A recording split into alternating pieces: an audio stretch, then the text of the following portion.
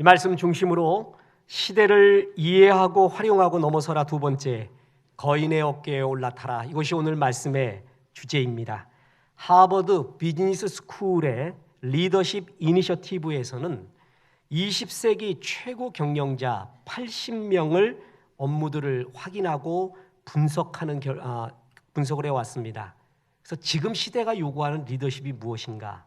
그 결과 2명의 리더십 교수들, 이니셔티브의 대표인 앤서니 마요 교수와 하버드 비즈니스 스쿨의 새 학장인 니틴 노리아 교수가 책을 써내게 됩니다.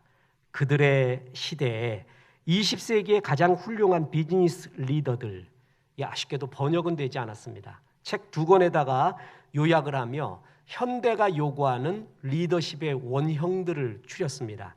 그래서 80명을 분석해 봤는데 공통된 요소가 기가 막히게 하나가 있었습니다. 80명 중에 말이에요. 그게 뭐냐 하면 그들이 살고 있는 시대를 형성하는 힘을 읽을 줄 알고 그 결과로 오는 기회들을 붙잡는 능력이 매우 크다. 뭐냐 하면 80명 하나가 다 각자의 개성이 있잖아요. 그런데 한 가지 공통된 능력은 뭐냐면 시대를 읽을 줄 알았대요. 그래서 그 시대의 결과, 시대의 부산물로부터 오는 기회를 잡을 줄 아는 능력이 80명한테 공통적으로 있었다. 그래서 이 두 공통 저자인 교수님들은 이거를 상황지능이라고 말했습니다. 상황지수, 상황지능 말이에요. 그게 뛰어나다라는 걸 알았습니다. 시란, 포트리, 시는 해석의 과정에서 잡을 수 없는 그 무엇이라고 했습니다. 인간은 하나님의 걸작품이거든요. 어느 한 가지로 인간을 잡을 수 없어요. IQ로서 인간을 모든 측정을 할 수가 없다는 것이죠. IQ는 지능지수죠. 그런데 지나 보니까 IQ뿐만이 아니라 EQ, 감성지수가 필요하다. 아니, SQ, 사회성 지수도 필요하다. 아니, NQ, 네트워크 지수도 필요하다는 걸 알았습니다. 그리고 특히 1997년 미국의 커뮤니케이션 이론가인 폴 스톨츠 교수가 말한 역경지수 AQ, 어려운 시대일수록 고난을 극복하는, 역경을 극복하는, 그래서 목적을 이루는 능력이 이 시대에 굉장히 필요하다고 봤는데, 디지털로 완전히 전환된 이 시대에 진짜 중요한 리더십이 뭐냐? 바로 상황지수, 상황지능이라고 얘기하고 있는 것입니다. 시대를 읽을 줄 안다. 시대의 힘이 어디에 있는가? 그리고 그 힘에 올라타 활용할 줄 안다. 그래서 이 상황지수를 다른 말로 성공지수, 성공지능이라고도 얘기합니다.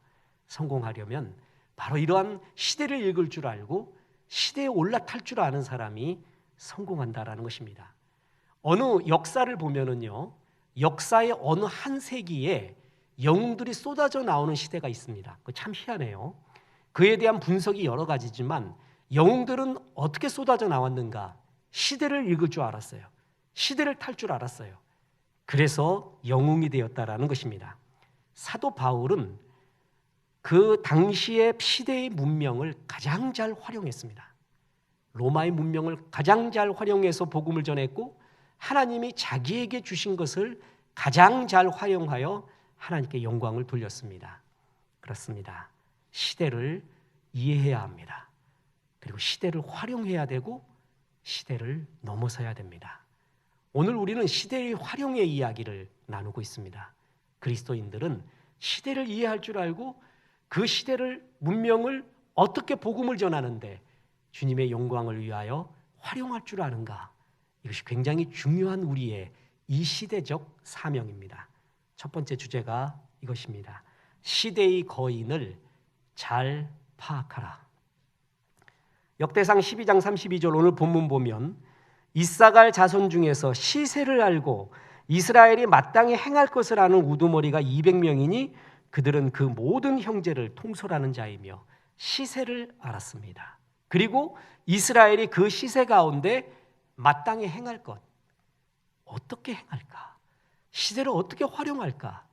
어떻게 올라탈까를 아는 것이 우두머리 지파, 리더 지파가 되었습니다. 이 시대의 거인을 잘 파악해야 됩니다. 여러분 묻겠습니다. 이 시대의 거인이 뭐라고 생각합니까? 사람일 수도 있고 사상일 수도 있고 추상적 개념일 수도 있고 기관일 수도 있고 어느 물체일 수도 있습니다. 저는 지극히 개인적인 견해로 지금 시대의 거인은 스마트폰이라고 믿습니다. 스마트폰이 지금 시대의 거인입니다. 우리나라 사람 5명 중에 4명이 가지고 있는 스마트폰. 아침에 일어나서 15분 안에 스마트폰을 보는 모습은 아예 일상이 되어버리고 있습니다. 태어나자마자 디지털 문화 속에서 자라온 우리의 아이들은 한글을 배우기도 전에 스마트폰을 쉽게 조작합니다. 스마트폰이 불과 10년 전에 나오면서 온 인류의 문명을 완전히 바꾸어 놓았습니다. 축을 바꾸어 놓았습니다. 패러다임 시프트가 일어났습니다. 4차 산업혁명에 대한 해석이 여러 가지죠. 저는 4차 산업혁명은 스마트폰으로부터 시작했다고 믿습니다. 그리고 지금 스마트폰이 4차 산업혁명을 불지르고 있고 완성되어 갈 것입니다. 스마트폰으로 거래하고 소비하고 미디어를 보고 소통하고 심지어는 건강도 체킹하고 금융 시스템까지 새롭게 정의하는 사회가 전개되고 있습니다. 사진을 나눠보겠습니다. 2015년 3월 영국의 유명한 대중매체 이코노미스트는 스마트폰의 행성이라는 표지 기사를 통해서 포노사피엔스의 시대가 도래했다고 선언을 합니다. 포노사피엔스, 지혜가 있는 인간이라는 의미의 호모사피엔스에 빗대어서 지혜가 있는 폰을 쓰는 인간이라는 의미의 포노사피엔스, 그게 현 인류의 모습이다라고 명명을 했습니다. 스마트폰 없이는 이제는 생활하기조차도 불편하고 힘들어지는 세상이 새로운 인류 문명이 도래했다라는 것입니다. 경제 생활은 물론이고 친교, 정보 습득, 여가, 취미 생활에 이르기까지 스마트폰의 영향력은 가히 지대합니다. 예언하건대 우리가 주님이 부르기 전까지, 부를 때까지, 우리 아이들이 주님을 부를 때까지, 죽기까지요, 스마트폰의 시대는 저물지 않습니다. 이거는 최첨단으로 모든 것을 통합해서 달려가게 될 것입니다. 우리는 스마트폰 이런 얘기하면 제일 먼저 떠오르는 게 어른들은요, 스마트폰의 폐해부터 먼저 생각을 합니다. 이놈들이 공부를 않고 맨날 스마트폰만 보고 있고 유튜브 맨날 보고 있고 숨어서 보고 있고 스마트폰 중독되고 이건 먼저 떠올라요. 먼저. 그리고 우리의 실생활에서 피부로 느끼잖아요. 충분히 이해합니다. 충분히 무슨 말씀하는지 이해하고 스마트폰에 폐해가 있는 것은 당연합니다. 자동차 처음 나왔을 때 극렬하게 반대하는 사람들은 저건 사람 죽이는 기계일 것이다. 저 운전 잘못해서 사람 얼마나 쳐 죽일까.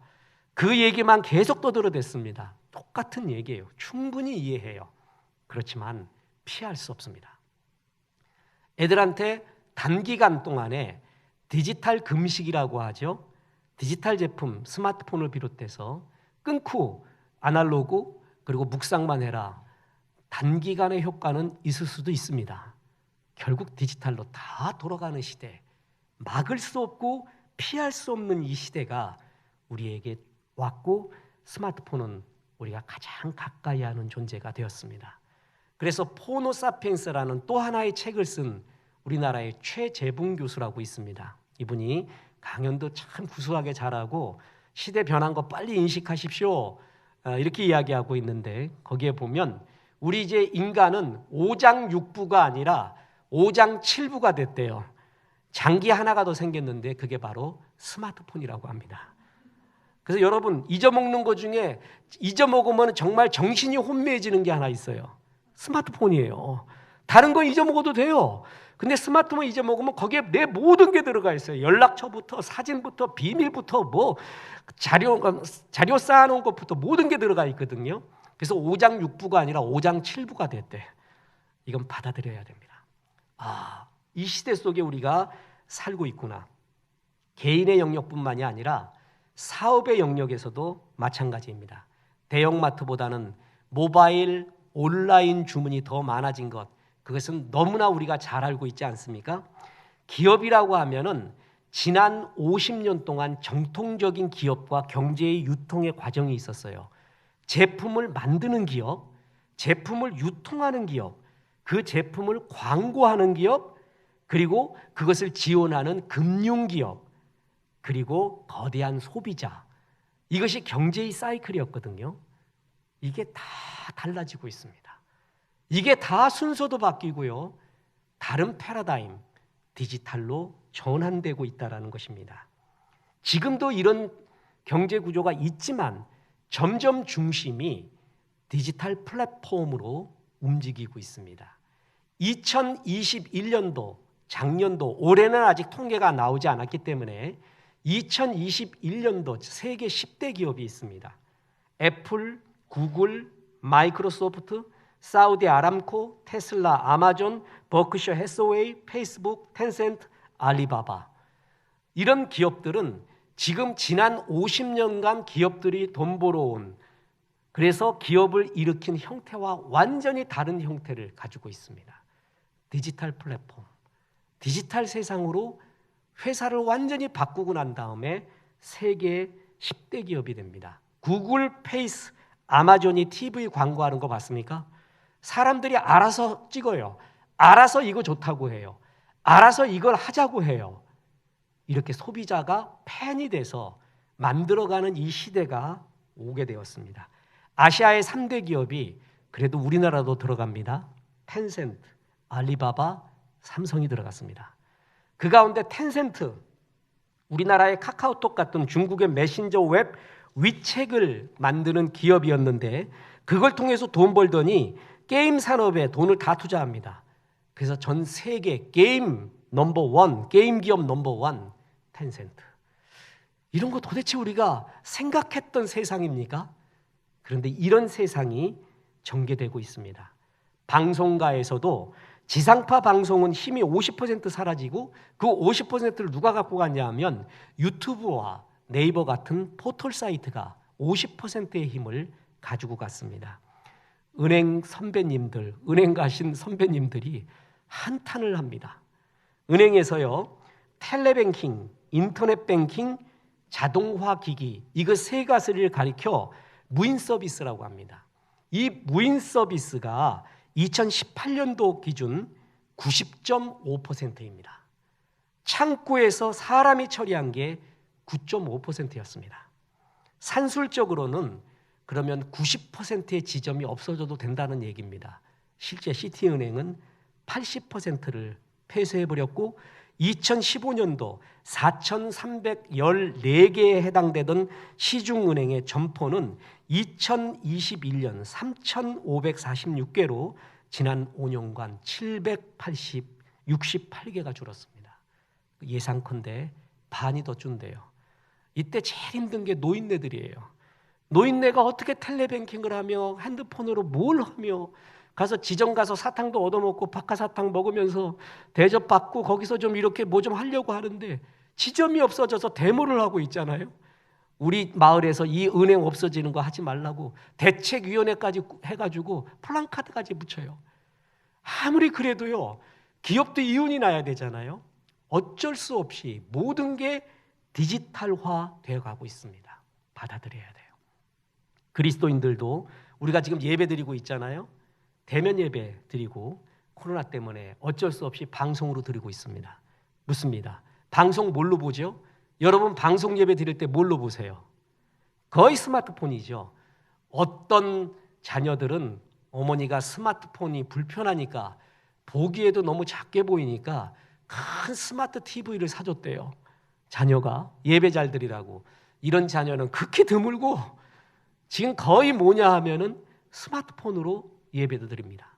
스마트폰으로 경건 이메일도 읽고 인문학 하나님께도 그걸로 듣고 경건 문자도 그걸로 받고 통화도 하고 이야기도 하고 이것을 가지고 모든 우리의 생활을 하고 있습니다. 연락도 친교도 뿐만 아닙니다. 옛날에는 성경책 들고 선교지를 가려고 하다가 들켜서 순교한 선교사님도 실제 있었습니다. 지금 그런 미련한 짓 안 합니다. 스마트폰 하나 갖고 가면은 전 세계의 성경 다 들어가 있습니다. 이런 시대에 우리가 살고 있습니다. 피할 수 없으면 활용해야 됩니다. 이거는 아무리 막아도 안 되는 시대가 우리 가운데 왔습니다. 그러면 그리스도인의 사명은 시대의 거인을 이해하고 최대한 활용해야 된다는 것입니다. 아마 이사갈 지파가 지금 태어나 있다면 말할 겁니다. 성도들이여, 스마트폰 피할 수 없습니다. 이거를 하나님 나라 위에 최대한 활용하는 방법을 우리가 강구해 봅시다. 이렇게 말할 것입니다. 두 번째의 주제가 있습니다. 결론입니다. 거인의 어깨에 올라타라라는 것입니다. 이 시대와 하나님이 내게 주신 것을 최대한 활용하여 하나님 나라의 영광을 위하여 사용하라라는 것입니다. 자, 다시 역대상 12장 32절, 이사갈 자손 중에서 시세를 알고 이스라엘이 마땅히 행할 것을 아는 우두머리가 200명이니 그들은 그 모든 형제를 통솔하는 자이며 시세를 알았어요. 마땅히 행할 것을 알았어요. 마땅히 이 시대에 올라탔어요. 시대의 거인에 올라탄 겁니다. 우리는 스스로가 모든 것을 체험하고 알기에는 지식의 량, 정보의 량도 작고요, 시간도 없고 우리의 능력에는 한계가 있습니다. 그래서 자기가 원하는 분야, 영광 돌리고자 하는 분야의 거인들의 어깨에 올라타는 것이 얼마나 중요한지 모릅니다. 혼자의 힘으로는 이걸 있을 수가 없습니다. 자, 보세요. 사진 하나 보겠습니다. 저도 이걸 발견하고 깜짝 놀랐습니다. 동전입니다. 아무리 돈을 좋아해도 저게 얼마짜리고 뭔지는 모를 겁니다. 영국의 2파운드짜리 동전인데 우리나라 돈으로 3,000원가량 합니다. 그런데 특이한 게 있습니다. 저는 동전 모서리에 저게 새겨져 있는 건 꿈에도 생각 못했습니다. 무슨 글자가 새겨져 있죠? 뭔지 아십니까? Standing on the shoulders of giants. Standing, 일어서라. 서라. 거인의 어깨에 서라. 그게 영국의 2파운드짜리 동전 옆구리에 새겨져 있습니다. Standing on the shoulders of giants. 거인의 어깨에 올라서라. 이들은 영국인들이 뉴턴을 굉장히 존경하죠.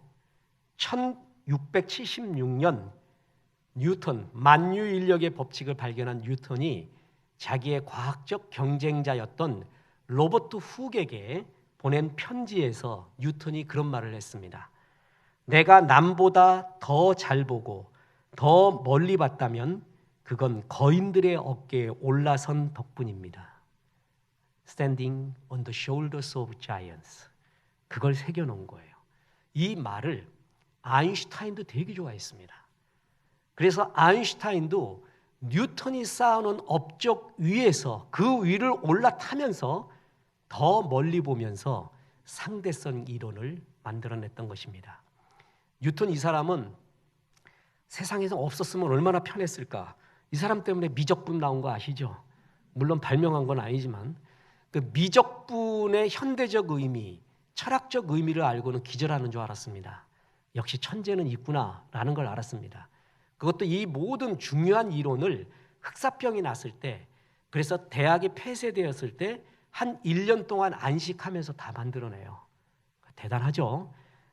뉴턴은 미적분, 이항정리, 만유인력의 법칙, 태양과 달의 질량 문제, 행성 궤도의 계산, 반사 망원경, 빛의 광입자설, 아무튼 한 게 되게 많아. 그중에 하나만 줘도 되게 좋겠는데, 근데 이게 자기가 만든 게 아니라는 걸 아는 거예요. 자기의 물리학은 코페르니쿠스, 갈릴레이, 케플러의 거인의 어깨에 올라탄 것이고요. 미적분 또한 페르마, 데카르트 등이 있었기 때문에 나온 거예요. 자기 혼자 만드는 것은 없습니다.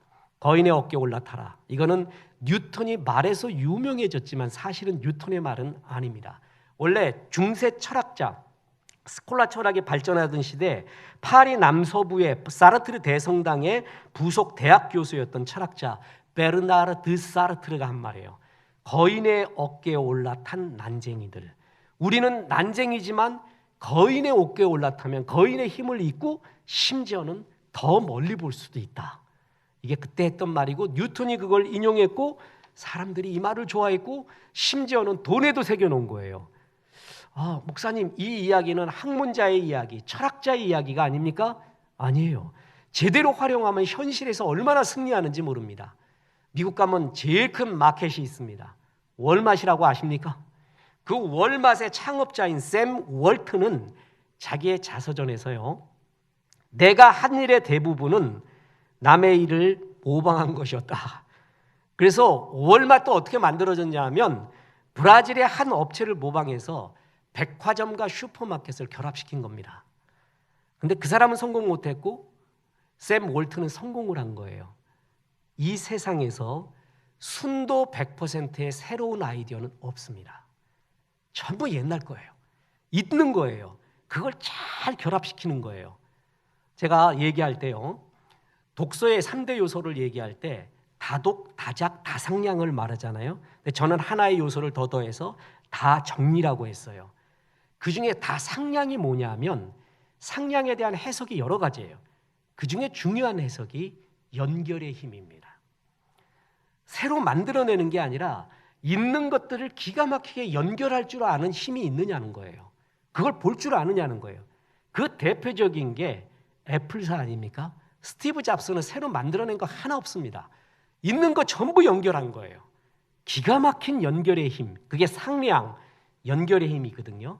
시대를 잘 볼 줄 알아야 돼요.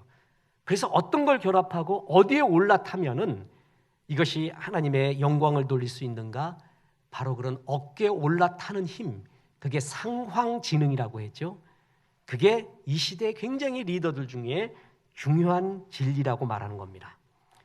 유대인들은 5학년부터 시작한다고 마핀 토케이어 유대인 라파이가 그렇게 말을 합니다.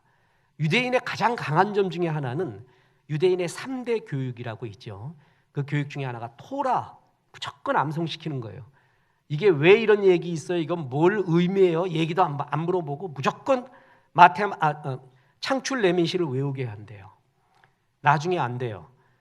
꼭 창출 레민시에 나오는 아브라함의 이야기, 야곱, 요셉, 그 이야기가 자기의 상황과 딱 맞는데요. 바로 이 의미구나. 그때 야곱은 어떻게 했지? 요셉은 어떻게 했지?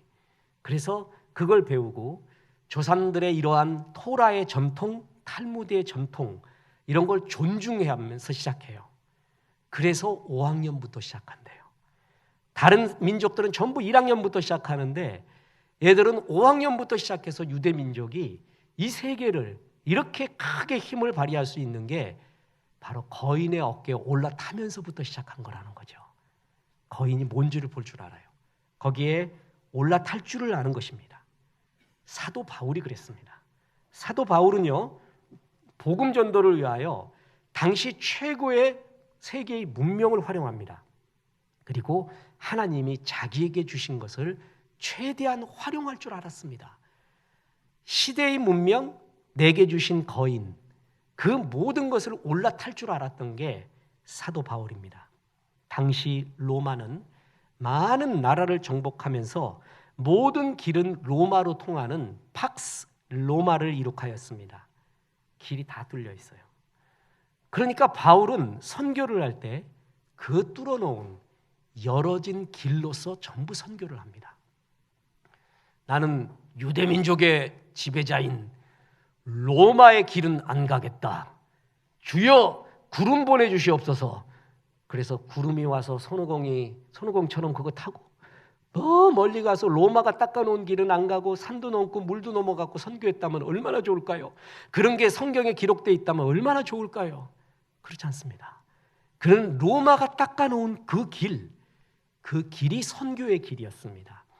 로마로 향하는 배도, 선교의 배도 바울이 그리스도인이 만든 게 아니라 당시 최고의 항해사들이, 기술자들이 만들어 놓은 배, 그 배를 탑니다. 바울은 로마의 문화와 문명을 활용할 줄 알았습니다. 뿐만 아니라 그는 길리기아 다소 출신입니다. 성경 보겠습니다. 사도행전 21장 39절에 바울이 이르되 나는 유대인이라 소읍이 아닌 길리기아 다소시의 시민이니, 자기의 출신을 말하죠.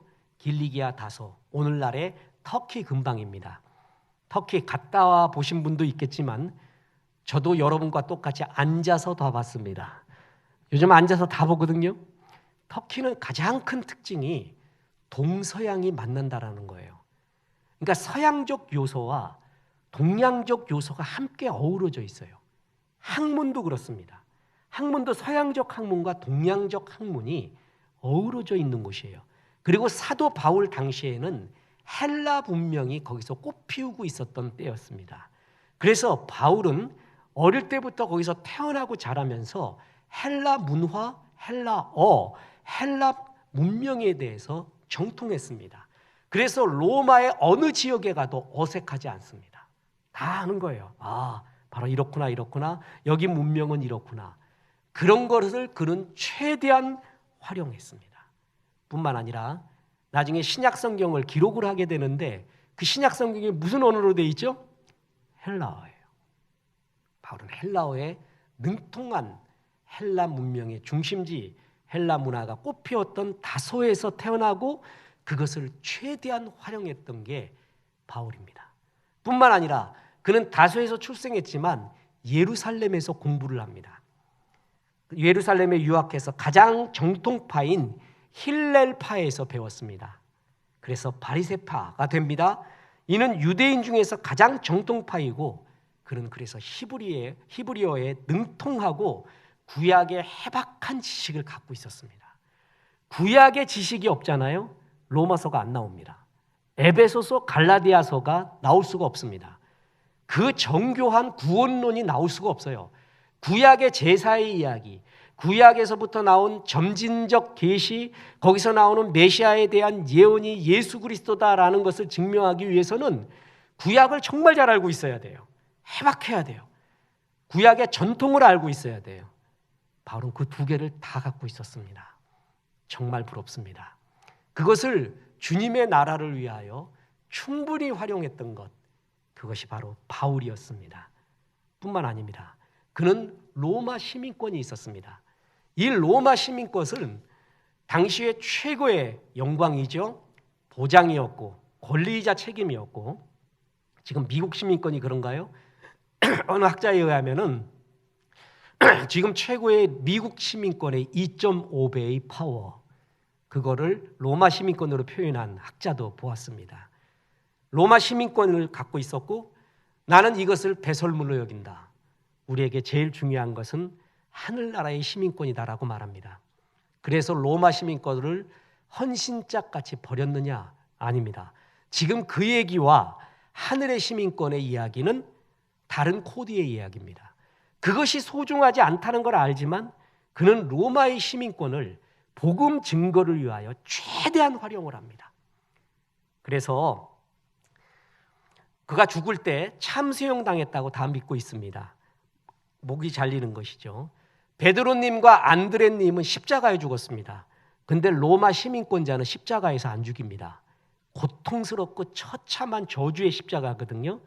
그래서 로마 시민권을 가지고 있는 바울은 참수형 당하고 베드로님, 안드레님은 거꾸로 매달려 죽고 십자가형 당하고, 그게 로마 시민권의 파워였거든요.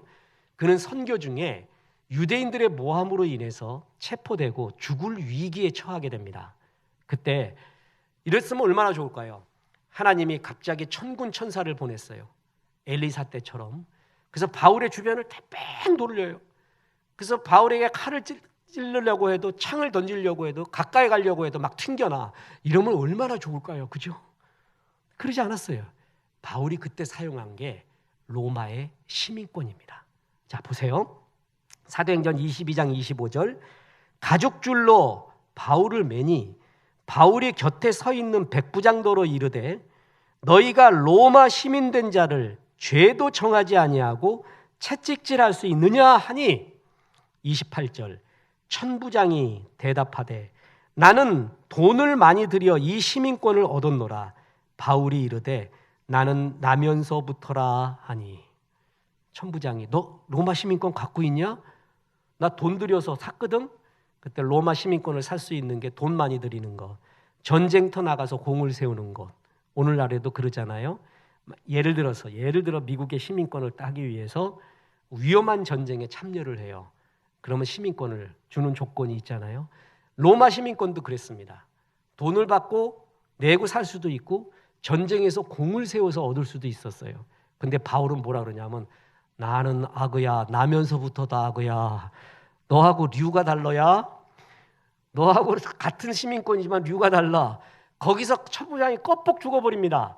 그래서 유대인들이 바울 죽이려고 데리고 왔는데 천부장이 바울을 보호하기 시작합니다. 이게 시민권자 잘못 건드리면 큰일 난다 해가지고 바울은 이 로마의 시민권을 이렇게 적극 활용합니다. 새로 부임한 베스토 총독이 바울에게 제안을 합니다.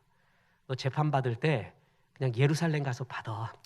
그러면 뭐 뒷일은 내가 하고 괄호치고 그냥 적당히 끝내려고 했었나 봅니다. 근데 바울은 일부러 일을 크게 벌립니다. 판을 크게 벌려버립니다. 그러면 그렇지 하고 눈 찡끈 감고 그냥 풀려나고 다시 복음 전하면 됐거든요. 일부러 자기가 송사받은 것에 대해서 로마 황제에게 상소를 올립니다. 로마 황제요, 나를 직접 신문하십시오. 이게 권한이 있었어요. 로마 시민권자에게는. 풀려날 기회가 있었는데 로마 시민권을 활용해서 나 억울하다. 로마 황제가 나 직접 신문해라 라고 상소를 올립니다. 그래서 바울이 로마로 가게 됩니다. 그때 당시 세계의 중심지라고 하는 로마로 가서 복음 전하려고 한 거예요. 저는 이게 다 진짜 거짓말 같아요. 거짓말. 주님을 정말 죽도록 사랑하거나 미치지 않으면 있을 수가 없는 일이에요. 있을 수가. 이렇게 정말 사랑했던가? 주님을 이렇게 사랑했던가? 그는 로마가 닦아놓은 길, 길리기아 다소라는 그 출신의 헬라 문명, 헬라어, 헬라의 능력, 그리고 히브리적 능력, 로마의 시민권, 그 모든 것을 다 활용해 갖고 하나님 나라 증거하는 데 사용했다라는 것이죠. 이 사도 바울이 오늘날 일로 왔습니다. 한국에 왔다고 쳐보십시오. 그래서 우리가 바울 선생님 모시고 특별 집회를 한다고 쳐보십시오. 그럼 바울 사도가 아마 이런 말 할 겁니다. 시대를 읽으십시오. 이 시대에 굉장히 중요한 복음의 툴 중에 하나는 스마트폰입니다. 악한 마귀가 악하게 사용하기 전에 그리스도인이 최고로 선하게 사용할 수 있는 방법을 간구하십시오. 그리고 그걸 통해 복음 전해 주십시오. 온 세계 사람이 손안에 든 우주. 잡스가 윌리엄 브레이크의 시를 좋아했잖아요. 네 손에서 우주를 보라. 그 윌리엄 브레이크의 시 중에 나오는 거예요. 손에서 우리는 우주를 보고 영혼을 보고 있어요. 그게 이루어진 게 지금 스마트폰입니다. 다 보고 있습니다. 복음 증거를 위해서 이것을 최대한 우리가 활용해야 됩니다. 지난주에 모 방송국 송 사장님이 오셔서 부족한 이종과 만나게 된 계기를 이야기 간증하지 않았습니까?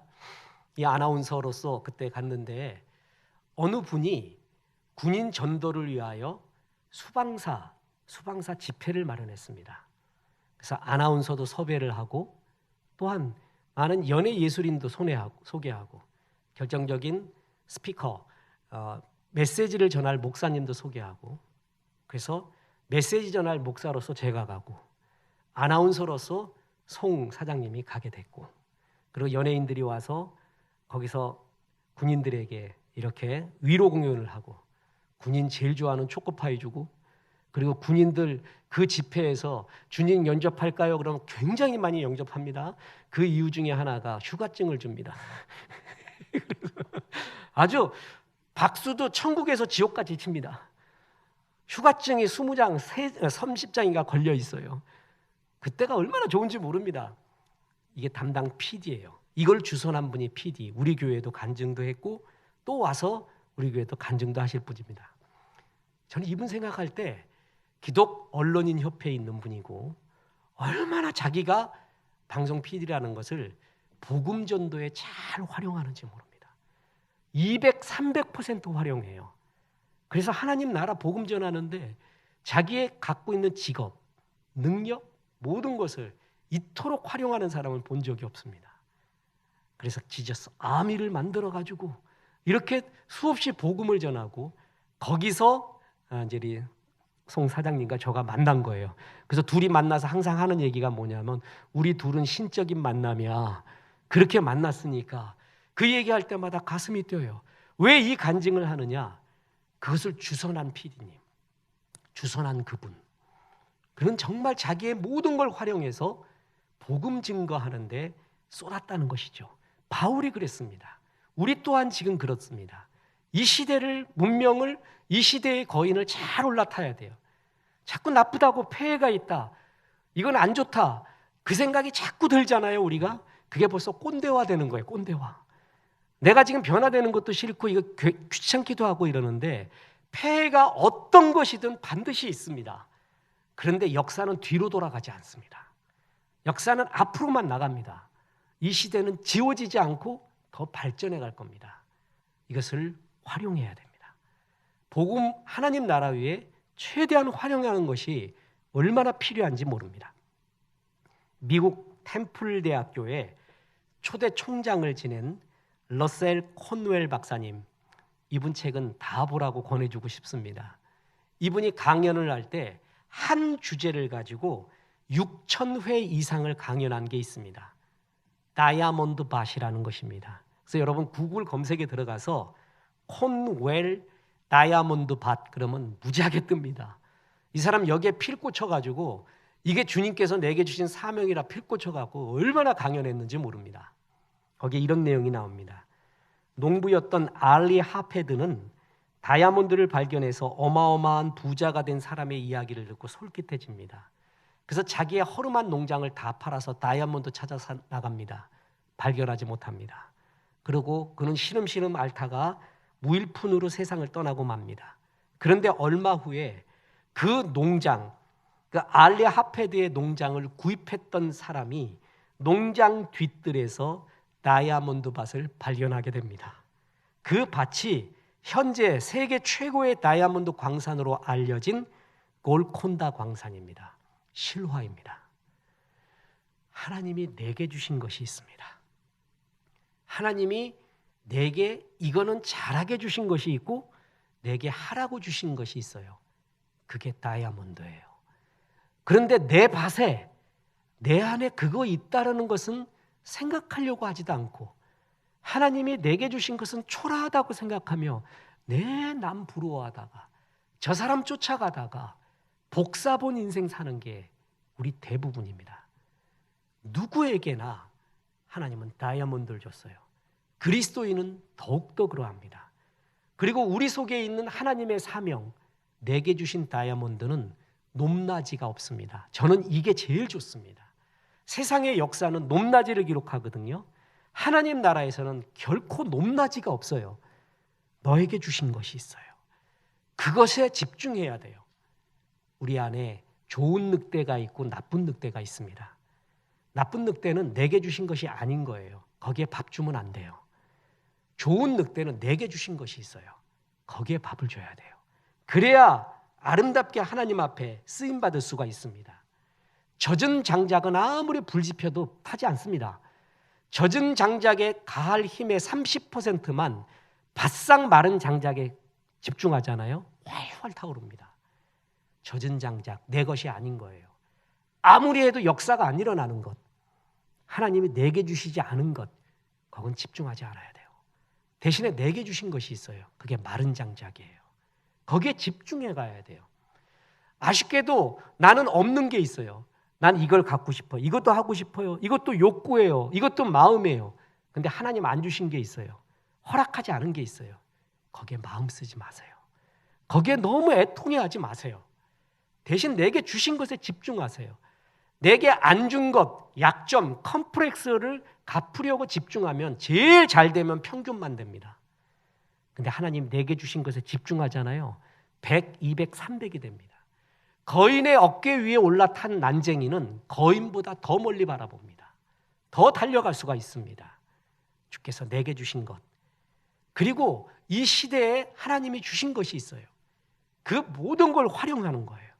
그래서 하나님 나라 위하여, 나의 완성을 위하여 충성을 다하는 겁니다.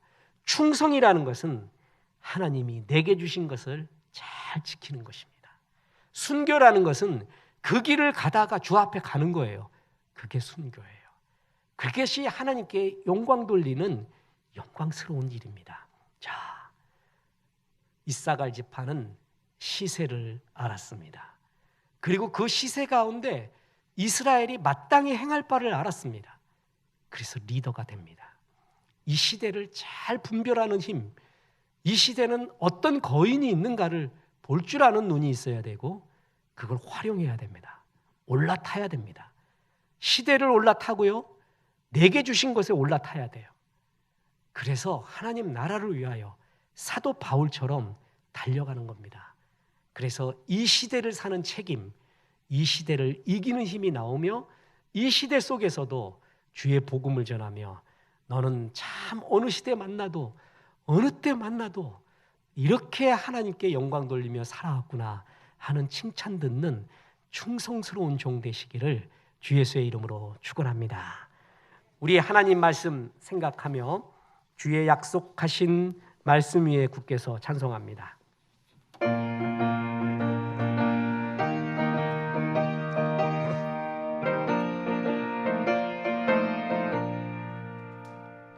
주님 약속하신 말씀 위에서 영원토록 주를 찬송하리라.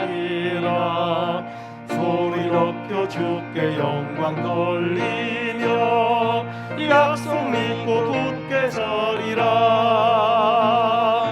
굳게 서리 그 영원하신 말씀 위에 굳게 서리. 굳게 서리 그 말씀 위에 굳게 서리라.